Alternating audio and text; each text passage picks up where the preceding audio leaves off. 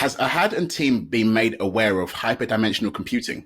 A paper from March 2003, a Neuro-vector-symbolic Architecture for solving Raven's progressive matrices, showed how to use hyperdimensional vectors in a similar way to how tau is using BDDs.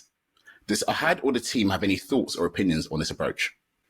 Several known AI researchers are hyping up vector-based AI as a way to achieve logical understanding and meaning. Tau is going with the BDD approach to doing some symbolic reasoning. Are BDDs restricted to Boolean operations, and will tau be able to implement these vector-based approaches in the future? Could this be a design limitation for tau? Yeah, so for one thing, TML was maybe completely based on BDDs, but it is not the case of the tau language, which is of different level of complexity. It's much more complex. This is related to vectors and hyperdimensional vectors.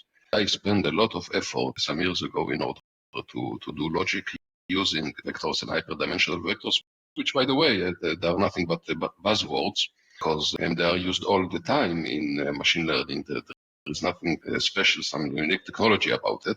I strongly concluded something which is pretty much obvious, that those tools, the linear algebraic tools, the vector-based tools, are too weak to do tasks as complex as logic. Their complexity is very good, is very low, and that's why people work with them, because they can do so many interesting stuff in relatively low complexity. But this is precisely the reason why they cannot do something as complex as logic.